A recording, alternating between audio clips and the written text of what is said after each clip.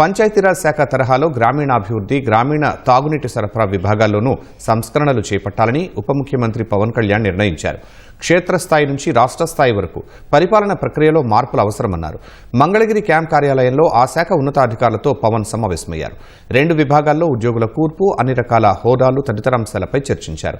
గ్రామీణాభివృద్ధి విభాగం ద్వారా చేపడుతున్న అభివృద్ధి, మౌలిక సదుపాయాల కల్పన పనులు వేగవంతం కావాలని సూచించారు. అభివృద్ధిపై ప్రజల్లో సంతృప్తి స్థాయి పెంచే విధంగా మార్పులు చేర్పులు చేయాలన్నారు. స్వచ్ఛరథం, మ్యాజిక్ డ్రైన్ వంటి కొత్త ఆలోచనలతో ప్రజలకు మెరుగైన సేవలు అందించాలని సూచించారు. ఉద్యోగులకు ప్రోత్సాహకరమైన భరోసా కల్పించే పరిస్థితి తీసుకొచ్చి ప్రజలకు మెరుగైన రోడ్లు, స్వచ్ఛమైన నీరు అందించాలని ఆదేశించారు. జల జీవన్ మిషన్ పనులపై నిరంతర పర్యవేక్షణ ఉండేలా సాంకేతిక పరంగా శాఖలో మార్పులు అవసరమన్నారు. ఇప్పటికే ఉన్న నీటి సరఫరా పథకాల అమలు సమర్థంగా సాగాలని, నీటి నాణ్యత ప్రమాణాల పరీక్షలు సక్రమంగా చేపట్టాలని పవన్ ఆదేశించారు.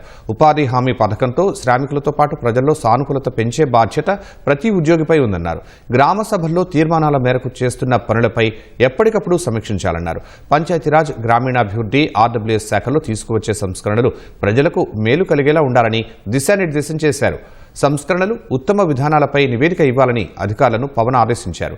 ఈ సమావేశంలో పంచాయతీరాజ్, గ్రామీణాభివృద్ధి శాఖ కమిషనర్ కృష్ణతేజ, ఓఎస్డీ వెంకటకృష్ణ పాల్గొన్నారు.